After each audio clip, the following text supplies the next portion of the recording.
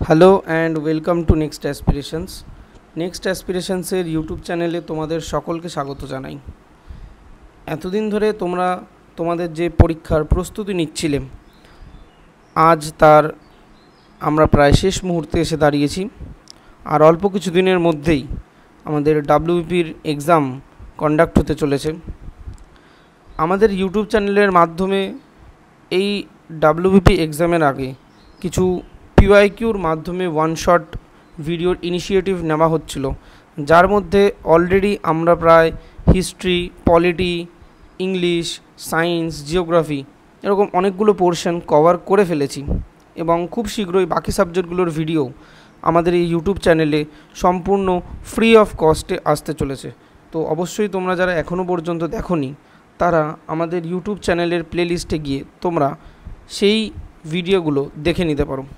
আজকের এই ভিডিওর মাধ্যমে আমরা ইকোনমিক্স বা ভারতীয় অর্থনীতি থেকে যেই পোর্শন থেকে কোয়েশ্চেনগুলো এসেছিল প্রিভিয়াস ইয়ারে এবং আপকামিংয়ে কিছু কোয়েশ্চেন আসতে পারে, সেগুলো নিয়ে আমরা ডিটেলসে ডিসকাশন করার চেষ্টা করব।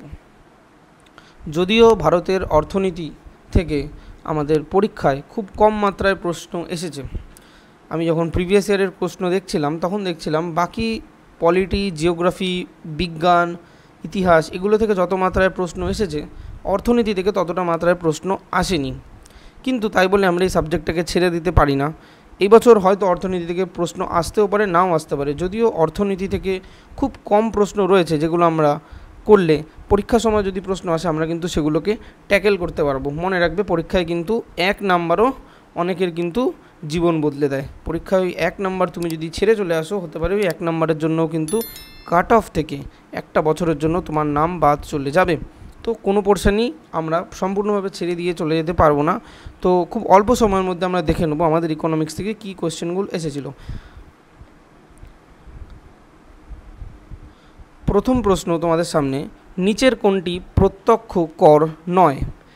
নিম্নলিখিত কোন করটি প্রত্যক্ষ কর নয়? সম্পত্তি কর, আয়কর, জিএসটি, কর্পোরেশন কর। আচ্ছা, এর আগে আমরা একবার দেখে নিই যে আমাদের কত রকমের কর হয়ে থাকে। আমাদের 2 রকমের কর হয়ে থাকে বা আমাদের 2 রকমের ট্যাক্সের সিস্টেম হয়ে থাকে। আমাদের 2 রকমের কর বা 2 রকমের ট্যাক্সের সিস্টেম হয়ে থাকে। একটা হচ্ছে ডিরেক্ট ট্যাক্স, আরেকটা হচ্ছে আমাদের ইনডাইরেক্ট ট্যাক্স। আচ্ছা, ডিরেক্ট ট্যাক্স কোনগুলো আর ইনডিরেক্ট ট্যাক্স কোনগুলো? ডিরেক্ট ট্যাক্স হচ্ছে আমাদের ইনকাম ট্যাক্স, আমাদের ওয়েলথ ট্যাক্স, গিফট ট্যাক্স ইত্যাদি। আর ইনডিরেক্ট ট্যাক্স আমাদের কোনগুলো? যেমন আমাদের জিএসটি, যেমন আমাদের এক্সাইজ ডিউটি, যেমন আমাদের কাস্টম ডিউটি। এইগুলো কিন্তু আমাদের হচ্ছে ডিরেক্ট ট্যাক্স। মনে রাখবে, এই যে ডিরেক্ট যে ট্যাক্সটা রয়েছে এটা কিন্তু প্রগ্রেসিভ ট্যাক্স। আর ইনডিরেক্ট যে ট্যাক্সগুলো রয়েছে এগুলো কিন্তু আমাদের রিগ্রেসিভ ট্যাক্স। আচ্ছা, প্রগ্রেসিভ আর রিগ্রেসিভের মানেটা কি? প্রগ্রেসিভ মানে হচ্ছে প্রগতিশীল। মানেটা কি? মানেটা হচ্ছে আমাদের, তোমরা জানো আমাদের যে ইনকাম ট্যাক্স রয়েছে তার বিভিন্ন স্ল্যাব রয়েছে। স্ল্যাব মানে যে তোমার ইনকাম যদি 1 লাখ টাকা হয়, তোমার একটা স্ল্যাব দিতে লাগবে, তোমার 5% ট্যাক্স দিতে লাগবে ফর সাপোজ। কারোর যদি তার বেশি ইনকাম হয় 10%, তারপর কারোর 12, 30, 40 এরকম করে ইনকাম ট্যাক্সের কিন্তু আমাদের স্ল্যাব রয়েছে। মানে তোমার যদি কম ইনকাম হয় তোমাকে কম ইনকাম ট্যাক্স দিতে হবে, তোমার যদি বেশি ইনকাম হয় তাহলে তোমাকে বেশি ইনকাম দিতে লাগবে।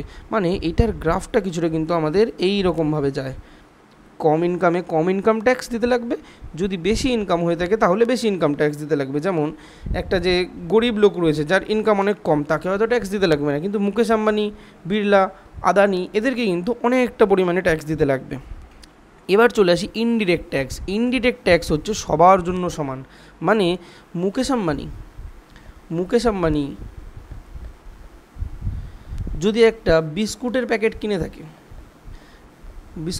কিনে থাকে বা ধরো একটা ফোন কিনে থাকে, তাহলে সেও যা ট্যাক্স দিচ্ছে আমরা সাধারণ মানুষও কিন্তু একই ট্যাক্স দিচ্ছে। মানে যদি বিস্কুটের প্যাকেটে যদি 5% জিএসটি লেগে থাকে বা ফোনের উপর যদি 18% জিএসটি লেগে থাকে, তাহলে কিন্তু সেটা মুকেশ আম্বানির জন্য সমান, আমাদের জন্যও সমান। মানে গরিব মানুষের কাছ থেকেও সেম পরিমাণে টাকা যাচ্ছে এবং একটা বড়লোক মানুষ তার কাছেও কিন্তু একই পরিমাণে টাকা যাইছে। মানেটা হলো এটার ইনডিরেক্ট ট্যাক্স কিন্তু আমাদের গ্রাফটা যেটা সেটা কিন্তু কিছুটা নিচের দিকে যায়। মানে এতে কিন্তু গরিব মানুষের যে ইনকামটা থাকে, গরিব মানুষের ইনকাম কিন্তু কমে, বাট বড়লোক মানুষের ইনকামে কিন্তু তেমন কোনো পার্থক্য পড়ে না। আশা করি এবার তোমরা সহজেই অ্যান্সারটা করতে পারবে। প্রত্যক্ষ কর বা যেটা হচ্ছে আমাদের ডিরেক্ট ট্যাক্স নয়, তো এর মধ্যে হচ্ছে আমাদের যেটা জিএসটি, যেটা হচ্ছে গুডস অ্যান্ড সার্ভিসেস ট্যাক্স, সেটা কিন্তু আমাদের প্রত্যক্ষ কর নয়। আচ্ছা, আশা করি তোমরা জানো আমাদের যে জিএসটিটা রয়েছে এটার ফুল ফর্ম কি? এটার ফুল ফর্ম হচ্ছে গুডস অ্যান্ড সার্ভিসেস ট্যাক্স। আচ্ছা, এই জিএসটিটা আমাদের কততম সংবিধান সংশোধনের মাধ্যমে আনা হয়েছিল? আমাদের মনে রাখবে 101তম কনস্টিটিউশনাল অ্যামেন্ডমেন্ট অ্যাক্ট বা সংবিধান সংশোধনী বিলের মাধ্যমে আনা হয়েছিল এবং এটা কার্যকরী হয়েছিল 1 জুলাই 2017 থেকে। 1 জুলাই 2017 থেকে। মনে রাখবে আসাম কিন্তু প্রথম রাজ্য ছিল, আসাম কিন্তু প্রথম রাজ্য ছিল যারা এইটাকে চালু করেছিল। আচ্ছা, যদি প্রশ্ন আসে যে কত নম্বর আর্টিকেলের মাধ্যমে বা আমাদের সংবিধানে কত নম্বর আর্টিকেলে এটার কথা মেনশন আছে, মনে রাখবে 279 279 ক্যাপিটালে এ, এই আর্টিকেলে আমাদের মেনশন আছে জিএসটি কাউন্সিলের কথা, জিএসটি কাউন্সিলের কথা। আচ্ছা, মনে রাখবে এই জিএসটি কাউন্সিলের পরীক্ষায় প্রশ্ন আসতে পারে চেয়ারম্যানকে, যিনি কিনা আমাদের finance minister, current finance minister আমাদের নির্মলা সীতারামন, তো যিনি ফিনান্স মিনিস্টার হবেন তিনিই হচ্ছে এই চেয়ারম্যানের এই ফাইন্যান্স কমিশনের চেয়ারম্যান হয়ে থাকবে। জিএসটি কমিশন যে থাকবে, জিএসটি কমিশনের চেয়ারম্যান হয়ে থাকবে। এই জিএসটি কমিশনে আমাদের কিন্তু টোটাল মেম্বার কটা রয়েছে এটাও পরীক্ষা আসতে পারে। কটা মেম্বার রয়েছে মনে রাখবে, টোটাল 33টা মেম্বার থাকে, 33টা মেম্বার থাকে, যার মধ্যে 31টা মেম্বার বিভিন্ন রাজ্য থেকে আসে, 31টা মেম্বার বিভিন্ন রাজ্য থেকে আসে এবং 2জন আসে কেন্দ্র থেকে, 2জন আসে কেন্দ্র থেকে। 31টা মেম্বার আসে আমাদের রাজ্য থেকে এবং 2জন মেম্বার কিন্তু আমাদের আসে কেন্দ্র থেকে। তো আশা করি প্রত্যক্ষ কর বা আমাদের যে ইনডাইরেক্ট ট্যাক্স আরও একটা রয়েছে, এইগুলো সম্পর্কিত যে যাবতীয় তথ্যগুলি সেগুলো আশা করি তোমরা বুঝতে পেরেছো। চলে আসি আমাদের পরের প্রশ্নে, সেটা হচ্ছে বুল অ্যান্ড বিয়ার এই শব্দবন্ধটি নিম্নলিখিত কিসের সঙ্গে সম্পর্কিত? অর্থনীতি, ধর্ম, বিচার ব্যবস্থা, সৈন্যবাহিনী। এটা এর মধ্যে কার সাথে যুক্ত আছে? আচ্ছা, আশা করি তোমরা সবাই জানো বুল অ্যান্ড বিয়ার কার সাথে জড়িত। বুল অ্যান্ড বিয়ার কিন্তু আমাদের অর্থনীতির সাথে জড়িত। একবার বলে দিই তোমাদের বুল অ্যান্ড বিয়ার কী কী। বুল আর বিয়ার, আশা করি তোমরা হর্ষদ মেহতার যে স্ক্যাম 1991 যদি সিনেমা দেখে থাকো তাহলে ওখানেও তোমরা বুল অ্যান্ড বিয়ার দেখবে। তো এটা কিন্তু শেয়ার মার্কেটের সাথে জড়িত। বুল মার্কেট কি? বুলের দেখবে দুটো শিং থেকে থাকে, তো বুল কী করে, শিং দিয়ে যে শেয়ারগুলো থাকে শেয়ারগুলোকে উপরের দিকে তুলে দেয়। তো লিখে দিচ্ছি, বুল পুশেস আপওয়ার্ড, বুল কিন্তু শেয়ারের দামগুলো উপরের দিকে তুলে দেয়। আর বিয়ার কি করে, বিয়ারের দেখবে বড় বড় নোক থাকে, বিয়ার সেই নোক দিয়ে দিয়ে ডাউনওয়ার্ড করে দেয়, যে মার্কেটটা থাকে সেটাকে ডাউন করে দেয়। তো এই বুল আর বিয়ার কিন্তু আমাদের অর্থনীতির সাথে জড়িত। এই অর্থনীতির সাথে জড়িত আমাদের কিছু কিছু টার্ম কিন্তু তোমাদের জেনে নেওয়া দরকার। যেমন আমাদের বিএসই, আমাদের এনএসই, আমাদের এনএসই বম্বে স্টক এক্সচেঞ্জ এবং ন্যাশনাল স্টক এক্সচেঞ্জ। মনে রাখবে বম্বে স্টক এক্সচেঞ্জ কিন্তু আমাদের 1875 খ্রিস্টাব্দে আমাদের এটাকে এস্টাবলিশ করা হয়েছিল এবং মনে রাখবে এটা কিন্তু এশিয়ার মধ্যে সব থেকে পুরাতন। আর যে ন্যাশনাল স্টক এক্সচেঞ্জ এটা কিন্তু আমাদের এস্টাবলিশ হয়েছিল 1992-তে, মানে 1992 সালে কিন্তু ন্যাশনাল স্টক এক্সচেঞ্জ প্রতিষ্ঠিত হয়েছিল। আচ্ছা, এর সাথে আরও কিছু টার্ম আমাদের মনে রাখতে লাগবে, যেটা হচ্ছে সেন্সেক্স। তোমরা পেপারে বা টিভিতে বা অনেক সময় বন্ধুবান্ধবের কাছে সেন্সেক্স শুনে থাকবে। সেন্সেক্স কি? সেন্সেক্সের পুরো নাম হচ্ছে সেন্সিটিভ ইন্ডেক্স।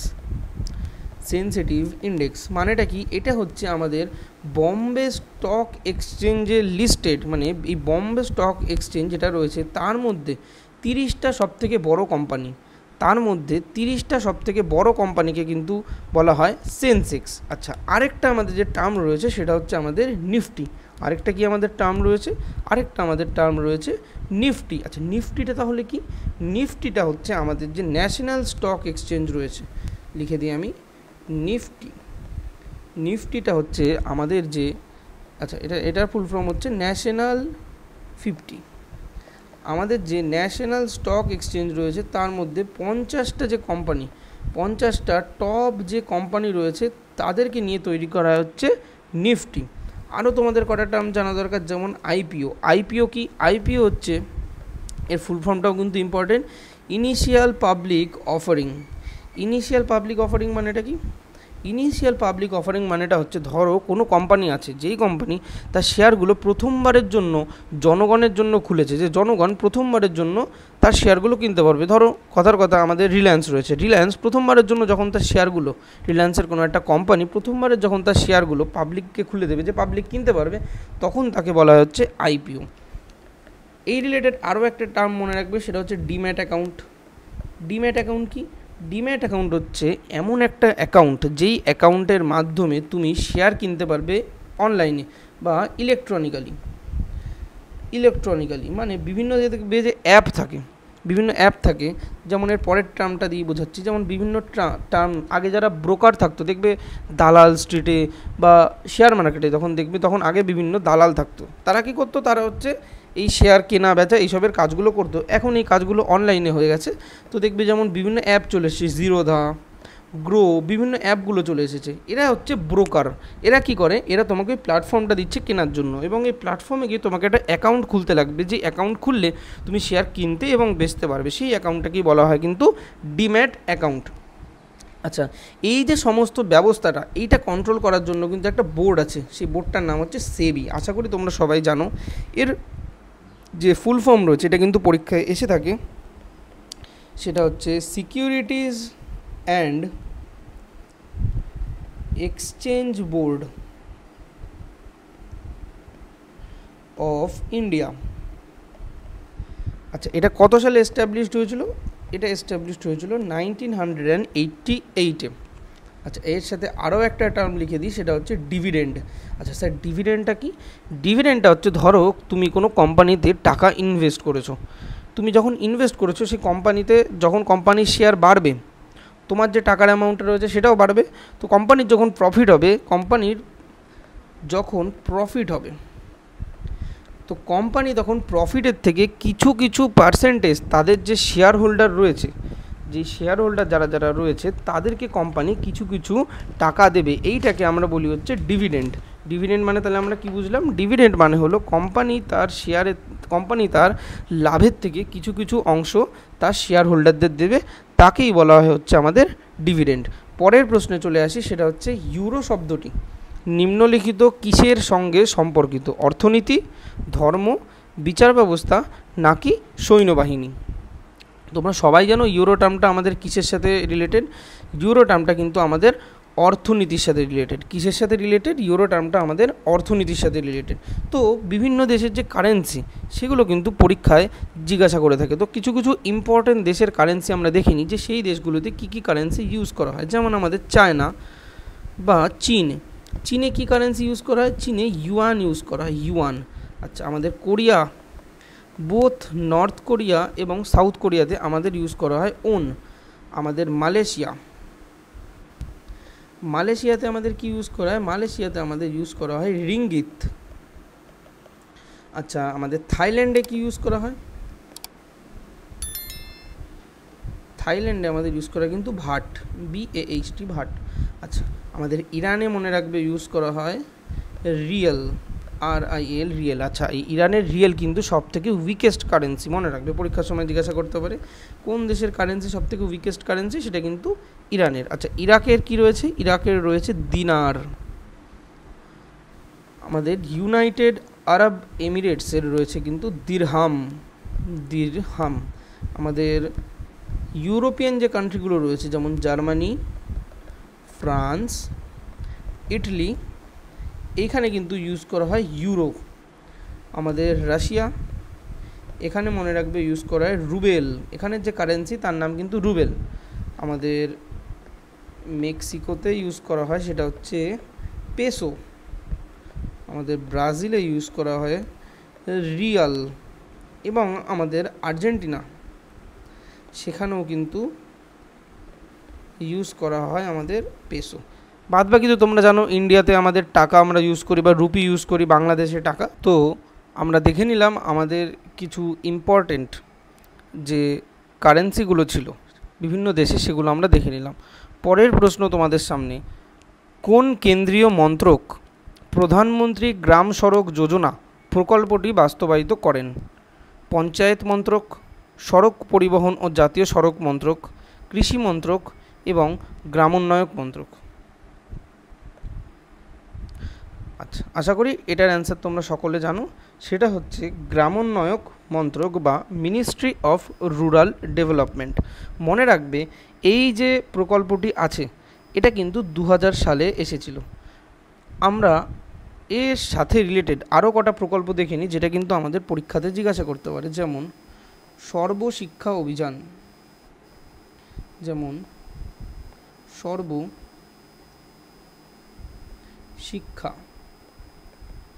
অভিযান। সর্বশিক্ষা অভিযান কত সালে এসেছিল? সর্বশিক্ষা অভিযান কিন্তু এসেছিল 2001 সালে।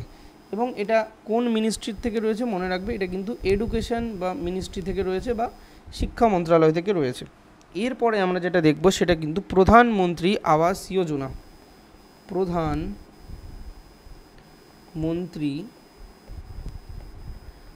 আবাস যোজনা বা যেটাকে বলে প্রধানমন্ত্রী আবাস যোজনা, যেটা কিন্তু 2015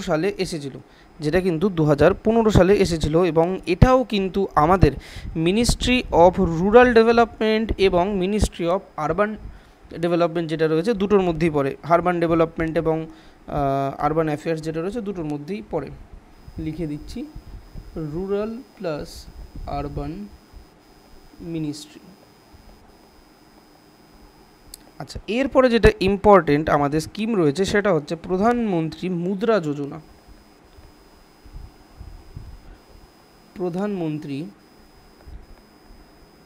মুদ্রা যোজনা, এটা কিন্তু আমাদের 2015 সালে লঞ্চ করা হয়েছিল এবং এটা কিন্তু আমাদের মিনিস্ট্রি অফ ফাইন্যান্সের আন্ডারে পড়ে বা অর্থ মন্ত্রকের আন্ডারে পড়ে, মিনিস্ট্রি অফ ফাইন্যান্স। এরপরে যেটা আছে সেটা কিন্তু আমাদের বেটি বাঁচাও বেটি পড়াও।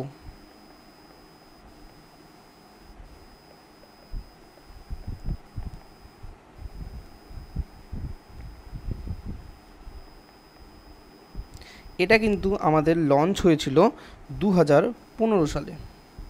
আচ্ছা, এটা কোন মিনিস্ট্রির আন্ডারে পড়ে? এটা কিন্তু আমাদের উমেন অ্যান্ড চাইল্ড ডেভেলপমেন্ট, এই মিনিস্ট্রির আন্ডারে পড়ে। পরের ইম্পর্টেন্ট আমাদের যে স্কিমটা রয়েছে সেটা হচ্ছে উজ্জ্বলা যোজনা, প্রধানমন্ত্রী উজ্জ্বলা যোজনা। এটা আমাদের এসেছিল 2016 সালে এবং এটা পরে কিন্তু আমাদের পেট্রোলিয়াম এবং ন্যাচারাল গ্যাস মিনিস্ট্রির আন্ডারে। Petroleum plus natural gas. আচ্ছা, আরেকটা দেখে নিই, সেটা হচ্ছে আমাদের আয়ুষ্মান ভারত। আয়ুষ্মান ভারত, এটা হচ্ছে আমাদের 2018 সালে এসেছিল এবং এটা হচ্ছে আমাদের হেলথ মিনিস্ট্রির আন্ডারে পড়ে।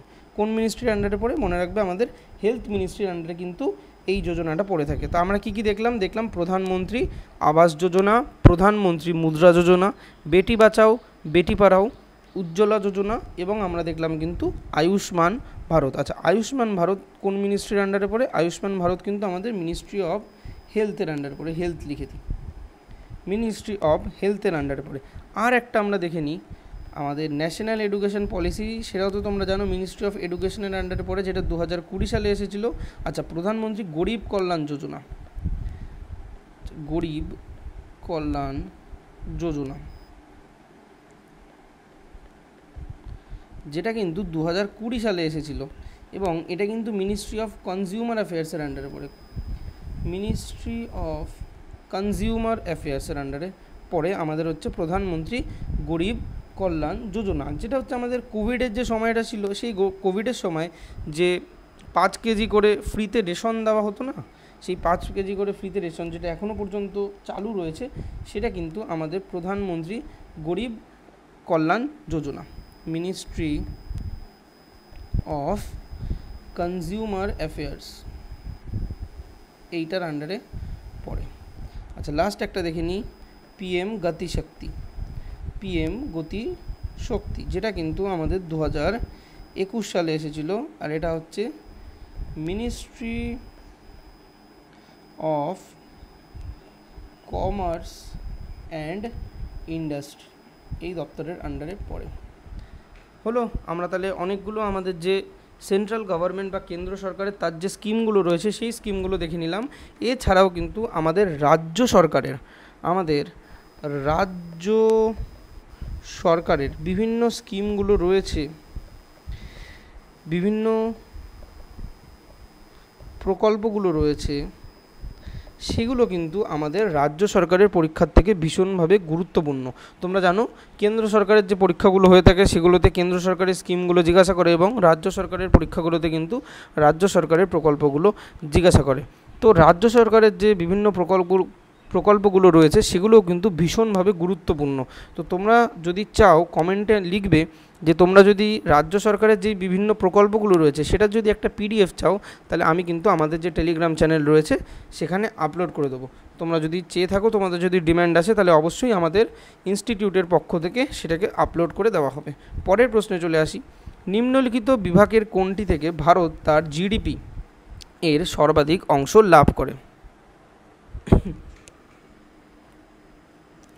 নির্মাণ ক্ষেত্র, সেবা ক্ষেত্র, কৃষিক্ষেত্র নাকি উৎপাদন ক্ষেত্র? আচ্ছা, অ্যান্সার হবে আমাদের সেবা ক্ষেত্র। আচ্ছা, তার আগে আমরা দেখে নিই আমাদের কতগুলো ক্ষেত্র রয়েছে। আমাদের কিন্তু মনে রাখবে আমাদের টোটাল 3টে ক্ষেত্র রয়েছে। একটা হচ্ছে প্রাইমারি, প্রাথমিক, সেকেন্ডারি, আরেকটা কিন্তু আমাদের হচ্ছে টারশিয়ারি। আচ্ছা, কি এগুলোর মধ্যে কি আছে সেগুলো নিয়েও আসছি। প্রাইমারি সেক্টর আমাদের কোনটা রয়েছে? প্রাইমারি সেক্টর রয়েছে আমাদের এগ্রিকালচার বা কৃষিকাজ, এটা কিন্তু আমাদের প্রাইমারি সেক্টরের মধ্যে পড়ে। সেকেন্ডারি সেক্টর কি রয়েছে? সেকেন্ডারি সেক্টর কিন্তু রয়েছে আমাদের ম্যানুফ্যাকচারিং আমাদের সেকেন্ডারি সেক্টরের মধ্যে পড়ে, এবং টারশিয়ারি সেক্টর কিন্তু আমাদের সার্ভিস সেক্টর কিন্তু আমাদের টারশিয়ারি সেক্টরের মধ্যে পড়ে। আচ্ছা, প্রাইমারি সেক্টরটা কিন্তু পুরোপুরি আমাদের যে পরিবেশ তার উপরে কিন্তু ডিপেন্ডেন্ট। এইখানে যারা কাজ করেন তাদেরকে বলা হয় রেড কলার জব। যারা সেকেন্ডারি সেক্টরে কাজ করেন তাদেরকে কিন্তু বলা হয় ব্লু কলার জব। আর যারা টারশিয়ারি সেক্টরে কাজ করেন তাদেরকে কিন্তু বলা হয় হোয়াইট কলার জব, মনে রাখবে। এছাড়াও আমাদের আরও কিছু সেক্টর থাকে, বাট তোমাদের পরীক্ষার জন্য সেগুলো অতটা ইম্পর্টেন্ট না। যেটা ইম্পর্টেন্ট সেটা হচ্ছে জিডিপিতে কন্ট্রিবিউশন কোন সেক্টর থেকে কতটা আমাদের জিডিপিতে আসে। প্রাইমারি, সেকেন্ডারি আর টারশিয়ারি কোন সেক্টর থেকে আমাদের জিডিপিতে কতটা কন্ট্রিবিউশন রয়েছে। মনে রাখবে সব থেকে বেশি লোকজন কিন্তু কাজ করে আমাদের প্রাইমারি সেক্টরে, আর সেখান থেকে কিন্তু জিডিপিতে সব থেকে কম আসে, সেটা কিন্তু 14.39%। সেকেন্ডারি সেক্টরে মাঝামাঝি লোকজন পার্টিসিপেট করে এবং সেখান থেকে আসে কিন্তু 31.46, মাঝামাঝি আসে। এবং সব থেকে কম লোক যেই সেক্টরে পার্টিসিপেট করে সেটা হচ্ছে সেবা ক্ষেত্র বা টারশিয়ারি সেক্টর, বাট সেখান থেকে কিন্তু জিডিপিতে সব থেকে বেশি কন্ট্রিবিউট হয়, সেটা হচ্ছে 54.15%। তো মনে রাখবে এই ফিগারটা পরীক্ষার জন্য কিন্তু গুরুত্বপূর্ণ। এছাড়া আমরা কিছু দেখে নিই যে আমাদের এই জিডিপি এই জিডিপি মানেটা কি। আমাদের যে জিডিপি রয়েছে এই জিডিপি মানেটা কি, আশা করি তোমরা সকলেই জানো জিডিপি মানেটা কি। জিডিপির পুরো নাম কিন্তু পরীক্ষায় জিজ্ঞাসা করে, সেটা হচ্ছে গ্রস ডোমেস্টিক প্রোডাক্ট। জিডিপি মানে কিন্তু আমাদের গ্রস ডোমেস্টিক প্রোডাক্ট। আচ্ছা, গ্রস ডোমেস্টিক প্রোডাক্ট মানেটা কি? পুরো আমাদের যে দেশ রয়েছে, আমাদের যে পুরো দেশের টেরিটরি রয়েছে, এই টেরিটরির মধ্যে এক বছরে আমাদের যা ইনকাম হচ্ছে সেটাকে আমরা বলি হচ্ছে জিডিপি। এক বছরে লিখে দিই, value of all goods, finished goods within the territory. দেশের যে টেরিটরি রয়েছে, দেশের যে সীমানা রয়েছে, সেই সীমানার মধ্যে আমাদের এক বছরের মধ্যে যেই জিনিসগুলো আমাদের রেডি করা হয় তার ফাইনাল ভ্যালু যেটা রয়েছে সেটাকে কিন্তু আমরা বলি হচ্ছে জিডিপি। আচ্ছা, জিএনপি কাকে বলে? জিএনপি বলে হচ্ছে, জিএনপির ফুল ফর্মটাকে লিখে দিই, গ্রস ন্যাশনাল প্রোডাক্ট। আচ্ছা, জিএনপি হচ্ছে all final goods by nationals. আচ্ছা, জিডিপি আর জিএনপির তাহলে তফাৎটা কি? জিডিপি আর জিএনপির তফাৎটা হচ্ছে, জিডিপি হচ্ছে আমাদের দেশের মধ্যে যা দ্রব্য তৈরি হচ্ছে তার যে মূল্যটা, সেটা হচ্ছে জিডিপি এক বছরে। এর মধ্যে কিন্তু দেশের বাইরের যারা রয়েছে তাদেরটাও কাউন্ট হবে, দেশের মধ্যে যারা রয়েছে, দেশের বাইরে বলতে দেশের বাইরে থেকে যারা এসে আমাদের দেশে কাজবাজ করছে তাদেরটাও কিন্তু কাউন্ট হবে।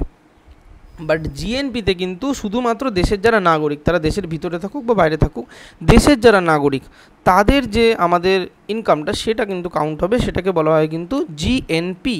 আচ্ছা, এরপর আরেকটা কনসেপ্ট আছে এনডিপি, আরেকটা কনসেপ্ট আছে হচ্ছে আমাদের এনএনপি।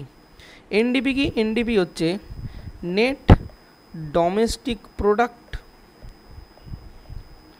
আর এনএনপি হচ্ছে আমাদের নেট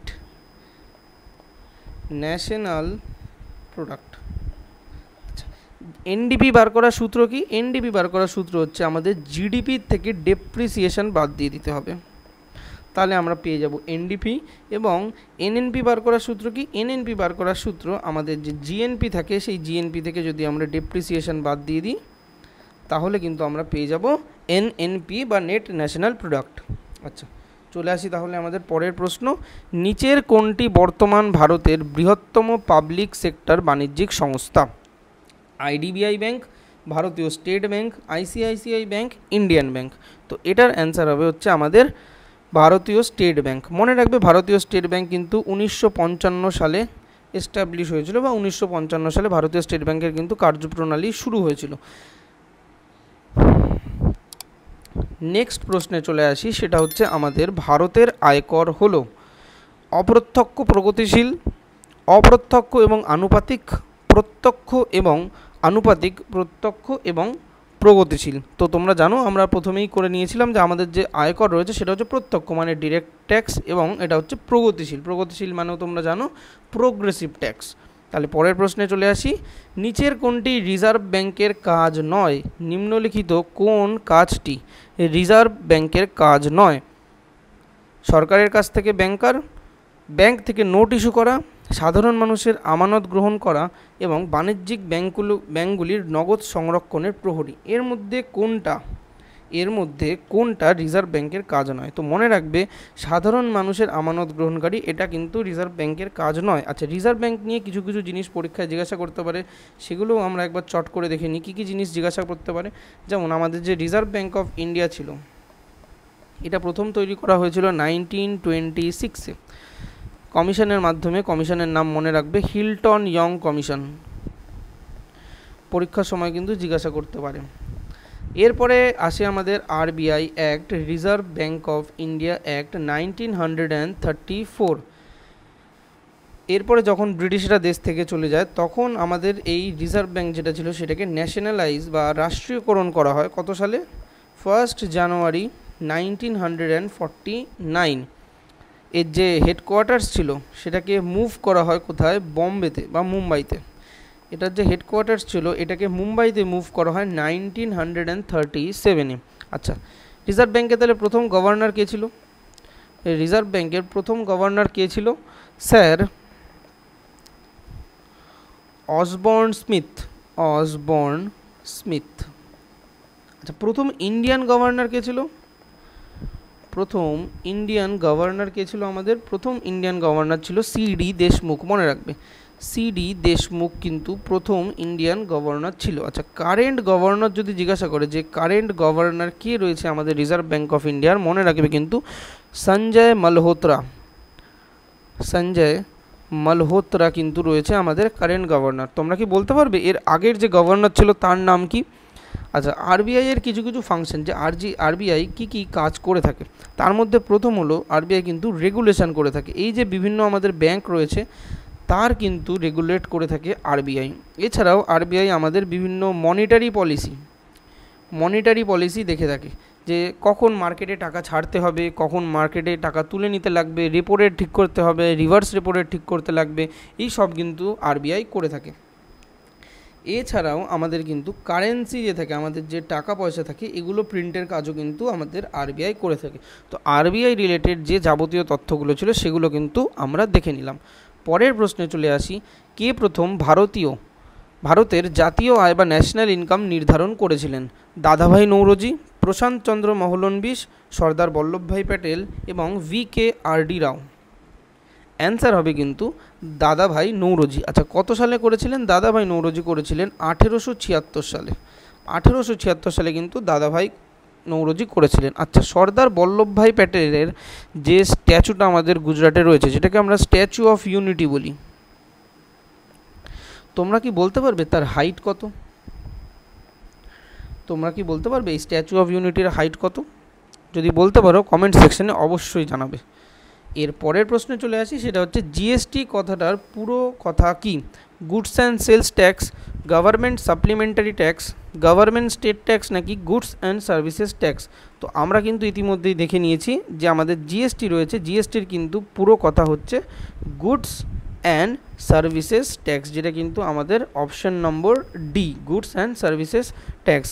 মনে রাখবে আমাদের যে লাস্ট অর্থবর্ষ ছিল, যদি আমি ভুল না হই, জিএসটি থেকে কিন্তু 42 লক্ষ কোটি টাকা জিএসটি থেকে কালেকশন হয়েছিল, এবং যে ইনকাম ট্যাক্স থাকে, ইনকাম ট্যাক্স থেকে কিন্তু প্রায় 14 লক্ষ কোটি টাকা কালেকশন কিন্তু হয়েছিল। পরের প্রশ্নে চলে আসি, রাষ্ট্র সর্বাপেক্ষা রাজস্ব আয় করে কোথা থেকে? আমাদের যে রাষ্ট্র থাকে, এই সর্বাপেক্ষা রাজস্ব আদায় করে কোন জায়গা থেকে? জমি থেকে, শুল্ক থেকে, বাণিজ্যিক কর থেকে নাকি নেশাদ্রব্যের উপর আবগারি শুল্ক থেকে? তো রাষ্ট্র কিন্তু সর্বাধিক রাজস্ব আদায় করে শুল্ক কর থেকে। শুল্ক কর থেকে কিন্তু রাষ্ট্র সর্বাধিক বেশি রাজস্ব আদায় করে। পরের প্রশ্নতে চলে আসি, ভারতবর্ষের টাকার যোগান কারা নিয়ন্ত্রণ করে? ভারতবর্ষের টাকার যোগান কারা নিয়ন্ত্রণ করে? তো এটার কিন্তু অ্যান্সার হবে ভারতীয় রিজার্ভ ব্যাঙ্ক। ভারতীয় রিজার্ভ ব্যাঙ্ক কিন্তু টাকার যোগান নিয়ন্ত্রণ করে থাকে। পরের প্রশ্নে চলে আসি, সেটা হচ্ছে নিম্নলিখিত নিচের প্রদত্ত করগুলির কোনটি প্রত্যক্ষ কর?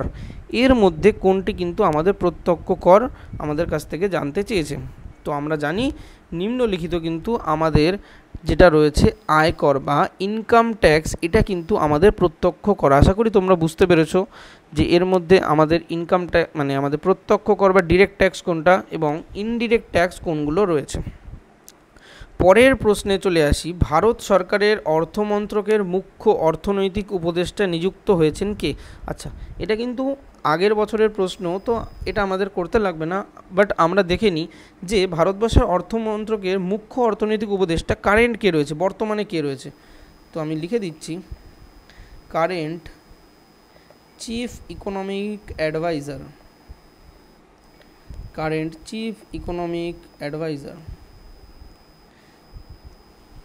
তার নাম হলো ভি অনন্থা নাগেশ্বরন।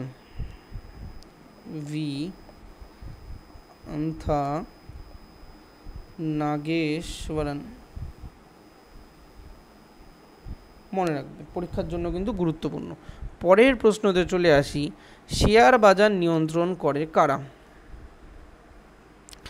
সেবি নাকি আরবিআই নাকি এসবিআই নাকি বিএসই? তো আশা করি তোমরা জেনে গেছো ইতিমধ্যেই, আমরা আগের প্রশ্ন দিয়ে দেখে নিয়েছি, এটার অ্যান্সার কিন্তু হবে সেবি। সেবি কিন্তু এস্টাবলিশড হয়েছিল কবে আমি বলেছি, তোমরা আমাকে কমেন্টে বলবে যে সেবি কত সালে এস্টাবলিশড হয়েছিল, এবং সেবির কিন্তু কাজ শুরু হয় 1992 বা 1992 সালে সেবি কিন্তু তার অপারেশন বা তার কাজ শুরু করে। পরের প্রশ্নে আসি, লোকসভায় উপস্থাপিত কোনো বিলকে অর্থ বিল হিসেবে সার্টিফিকেট প্রদান করেন কে? রাষ্ট্রপতি নাকি প্রধানমন্ত্রী বা লোকসভার স্পিকার নাকি ভারতবর্ষের অর্থমন্ত্রী? এটার কিন্তু সঠিক অ্যান্সার হবে অপশান নম্বর সি। লোকসভা যিনি স্পিকার থেকে থাকেন, তিনি কিন্তু যেই লোকসভায় কোনো বিল গেছে সেই বিলটা মানি বিল, অর্থ বিল মানে মানি বিল না অন্য কোনো বিল, অর্ডিনারি বিল বা ফিনান্সিয়াল বিল, কোন বিলের মধ্যে পড়বে সেটা কিন্তু লোকসভার স্পিকার ডিসাইড করে থাকেন। আচ্ছা, তোমরা কি বলতে পারবে আমাদের যে লোকসভার কারেন্ট স্পিকার আছে তার নাম কি? কারেন্ট স্পিকারের নাম কিন্তু ওম বিড়লা। তিনি কিন্তু এই নিয়ে 2বার স্পিকার হলেন। আচ্ছা, এছাড়া কিছু আর্টিকেল তো আমরা দেখে নিই যেগুলো আমাদের সংবিধানে রয়েছে। যেমন 110 নম্বর আর্টিকেল কিন্তু আমাদের মানি বিলের কথা বলে। 110 আর 109। 110 আমাদের মানি বিল 109, আর 110 হচ্ছে আমাদের স্পেশাল প্রভিশন মানি বিলের কথা বলে। স্পেশাল প্রভিশন মানি বিলের কথা বলে।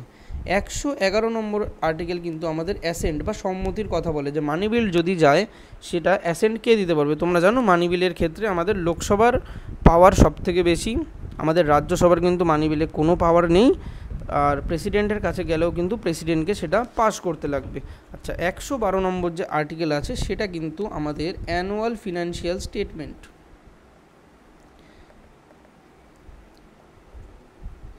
বা যেটাকে তোমরা বাজেট বলে জানো, সেটা কিন্তু আমাদের 112 নম্বর আর্টিকেলের মধ্যে পড়ে। আচ্ছা, এই অবধি আমাদের প্রশ্ন ছিল। এছাড়া আমরা কিছু ইম্পর্টেন্ট জিনিস দেখে নিই যেগুলো তোমাদের পরীক্ষাতে জিজ্ঞাসা করতে পারে। যেমন আমাদের ইকোনমিক্সের ফাদার কাকে বলে? ইকোনমিক্স ফাদার কাকে বলে? মনে রাখবে, অ্যাডাম স্মিথকে ফাদার অফ ইকোনমিক্স বলা হয়। Father of micro economics, micro ইকোনমিক্সের ফাদার বলা হয় কিন্তু আমাদের অ্যালফ্রেড মার্শালকে। অ্যালফ্রেড মার্শালকে। আচ্ছা, আমাদের ম্যাক্রো ইকোনমিক্স রয়েছে। ম্যাক্রো ইকোনমিক্সের জনক বা ম্যাক্রো ইকোনমিক্সের ফাদার কাকে বলা হয়? J M Keynes. J M কিনসকে কিন্তু বলা হয় ম্যাক্রো ইকোনমিক্সের ফাদার। আর ইন্ডিয়ান যে স্ট্যাটিস্টিক্স রয়েছে তার ফাদার বলা হয় কাকে? Indian statistics,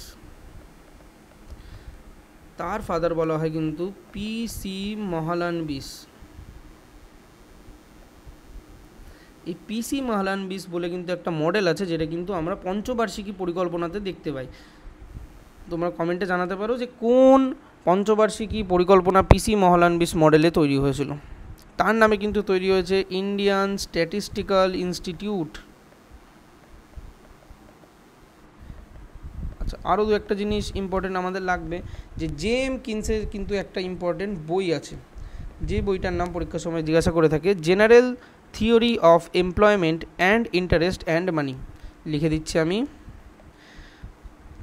general theory of